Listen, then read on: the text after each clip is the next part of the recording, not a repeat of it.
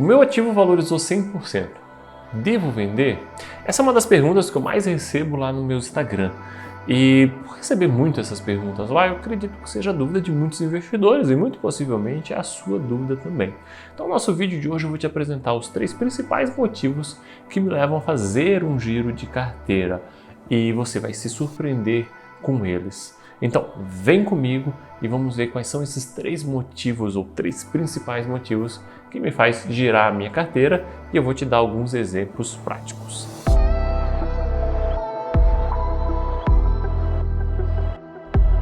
Antes, se você não me conhece, meu nome é Rodrigo Medeiros, sou analista de valores imobiliários, sócio fundador do Desmistificando Research, proprietário do Desmistificando FI, o primeiro serviço independente de análise de fundos imobiliários do Brasil, desde 2015, ajudando os investidores de fundos imobiliários. Eu fui servidor público por 20 anos e depois de alcançar minha independência financeira, pedi exoneração e agora posso me dedicar exclusivamente a ajudar vocês a também alcançarem a independência financeira. E esse é o objetivo aqui do nosso canal, de auxiliar a ter conhecimento sobre investimentos para que você alcance a independência financeira.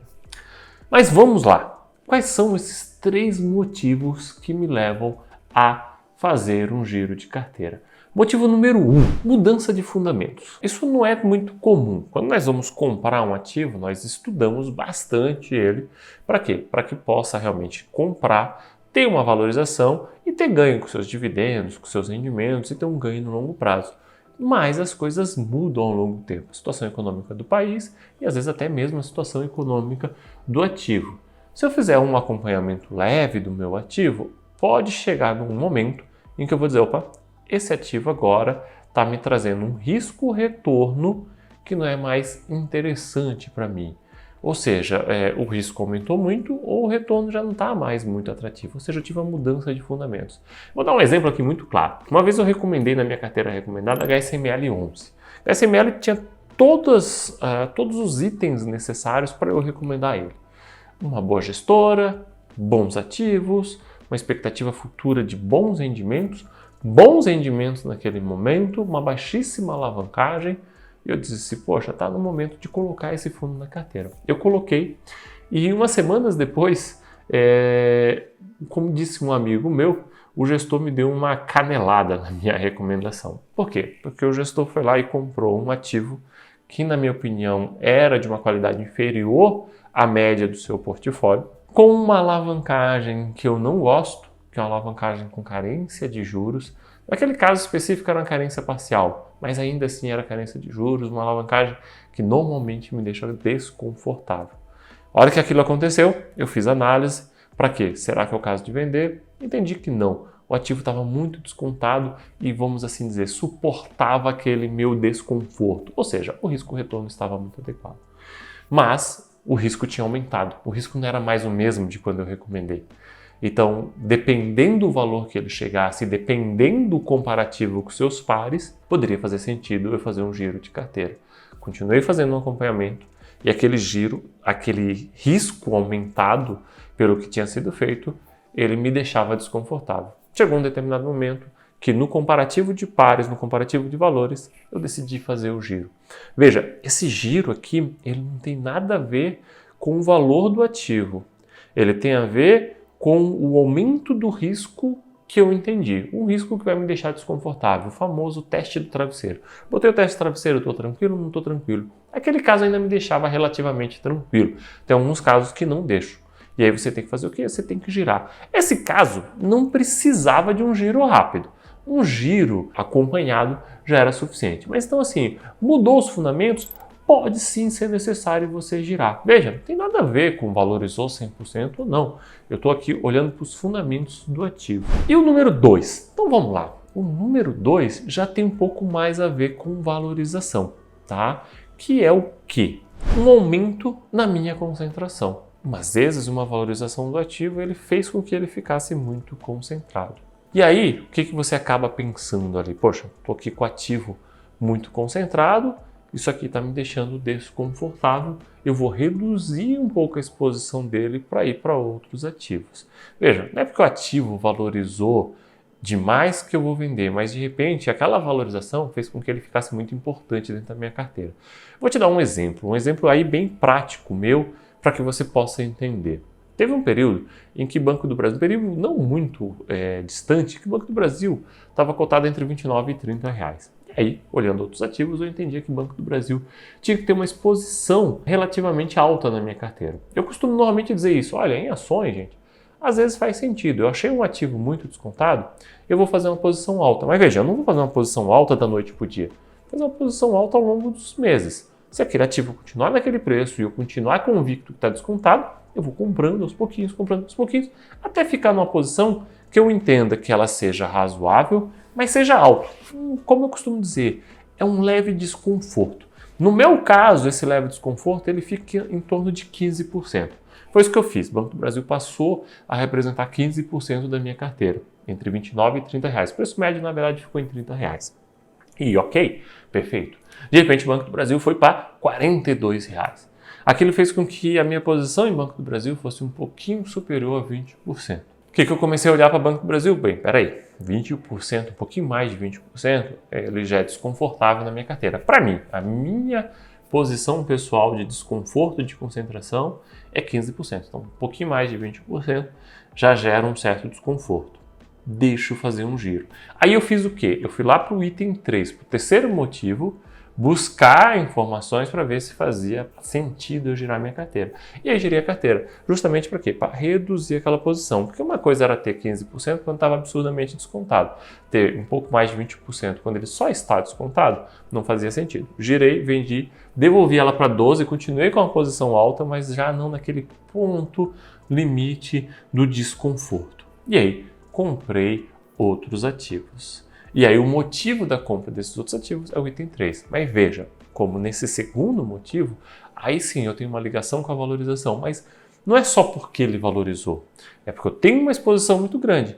Você pode ainda continuar carregando aquele ativo, porque às vezes ele valorizou e ele segue descontado. Olha esse caso, esse exemplo que eu estou te dando. Foi quase 50% de valorização, no intervalo de tempo relativamente curto, sem considerar dividendos, e mesmo assim, você mantém o ativo. Eu apenas vou tirar o excesso e melhorar um pouco essa diversificação da minha carteira. Isso é muito importante, porque às vezes você tem ali uma desvalorização daquele ativo, ou você tem uma valorização maior do outro ativo, ou mesmo assim só a diversificação em si já te traz aí um conforto um pouquinho maior. Então vamos lá, vamos para o item 3, o item 3 que para mim é um dos meus preferidos de todos e ele embasa sempre qualquer troca. Antes, gente, curte esse vídeo, compartilha com os amigos, se inscreva no canal, porque aqui nós vamos trazer informações da mais alta qualidade e valia para você realmente alcançar a sua independência financeira. Aí vamos lá. Qual que é o item 3? É o efeito comparativo. Para mim, qualquer venda de ativo, ela parte do pressuposto do efeito comparativo. O meu sócio Edivaldo, ele sempre diz o seguinte, quando nós estamos lá na aula ao vivo, ele diz assim, Rodrigo, conta qual que é o principal motivo pelo qual você vê o giro de carteira, né? Ele sempre empolgado, por quê? Porque é algo que realmente é muito interessante, essa visão do efeito comparativo. Porque eu sempre digo o seguinte, não é o que eu vou vender, mas o que eu vou comprar. Eu não vendo um ativo porque ele valorizou. Às vezes ele valorizou e ele é muito bom. Ele tem muito potencial de valorização, ele tem muito potencial de gerar ganho ainda. Não tem por que eu vender. Mas às vezes eu começo a olhar para o mercado e eu digo, opa, aqui eu tenho uma opção que tem mais potencial. Opa, aqui eu tenho outra opção que tem mais potencial. Eu faço o comparativo. E aí eu vou fazer meu giro de carteira. Às vezes meu ativo pode ter valorizado, às vezes meu ativo pode até ter desvalorizado. E essa daqui é sempre a grande dúvida do investidor. Poxa, mas está abaixo do meu preço médio, não vou vender agora. Gente, às vezes pode fazer sentido sim você vender. Por quê? Porque dentro do universo comparativo, o ativo que você não tem em carteira, ele pode ter um potencial maior de valorização. Ele pode ter um risco menor. Ele pode ter uma interligação com o seu ativo e aquele ativo que você não tem em carteira, ele tem que quase que obrigatoriamente valorizar antes do seu ativo. Vou te dar um exemplo. Não faz muito tempo, RBRP e JSRE, dois fundos imobiliários de lajes corporativas, negociavam quase na mesma faixa de valor de mercado. E nós tínhamos a seguinte dúvida de muitos investidores. que tinham um preço médio mais alto em RBRP e queriam saber se deveriam ou não girar a carteira. E aí o que eu costumava dizer? Vamos olhar para os pares comparáveis? Então olha para a JSRE. JSRE é um par bem comparável. E aí quando você olha para a JSRE, eu faço a seguinte pergunta para você. É mais fácil eu alugar um imóvel na Paulista, na Berrini ou na Chucre, ou eu alugar um imóvel lá no outro lado do Rio, em São Paulo, do Rio, lá no River One? O que é mais fácil quando eu faço essa olhada? Porque eu preciso também ter um pouquinho de conhecimento de mercado para poder fazer o comparativo, senão eu vou comparar o que com o que, né? E aí eu faço esse comparativo e eu vou chegar à seguinte conclusão, muito provavelmente. Olha, vai ser mais fácil alugar um imóvel na Paulista, um imóvel na Chucre, um imóvel na Berrini do que lá o River One do RBRP. E por que eu estou fazendo essa pergunta? Porque tanto o JSRE quanto o RBRP tinham gatilhos de valorização com redução de vacância. E aí, quando eu faço a redução de vacância, eu posso ter um aumento do rendimento, eu posso ter uma valorização desse meu ativo. E aí, o que eu costumava dizer? Olha, não importa se o teu preço médio em RBRP é um pouco mais alto. Faz sentido você migrar para a JSRE. Porque se o gatilho de valorização dos dois é redução de vacância, entenda que a vacância ela vai sendo reduzida primeiro nas áreas principais, nas áreas mais fáceis de alugar, que vai ser a Paulista, vai ser a Faria Lima, vai ser a Berrini, vai ser possivelmente até mesmo a Chucre, do que o River One. Depois que eu alugar essas áreas todas com mais ocupação, quem sabe lá no River One eu começo a olhar. Então, parece que primeiro eu preciso alugar os imóveis do JSRE, para depois eu alugar o imóvel do RBRP. Então, o meu gatilho está melhor no JSRE. Então, você ter esse comparativo é muito importante. E aí você vai ignorar, inclusive, o seu preço médio. E aí você faz muitas vezes um giro de carteira e aí potencializa o seu ganho. Nosso objetivo vai ser sempre maximizar o ganho da carteira como um todo. Tentar desapegar do preço médio. Um outro exemplo muito interessante nesse item 3 é o que eu fiz lá atrás, quando eu disse para vocês no item 2 ali. Fiquei com posição muito excessiva em Banco do Brasil. Ok, eu não ia vender Banco do Brasil para comprar qualquer coisa. Aí eu comecei a olhar o mercado, o Banco do Brasil estava R$ 42. E aí os FIIs de recebíveis tinham tomado um tombo gigantesco. Por quê? Deflação e o problema lá com o pessoal da Hectare, da Devan, lá por causa da Gramado Park. E aí eu disse, não, peraí, tem muito fundo de recebíveis aqui bom e descontado. E eu estou desconfortável com essa posição do Banco do Brasil que ficou muito alta. Deixa eu girar e ir aqui para fundos de recebíveis. No final das contas, essa posição deu ganho.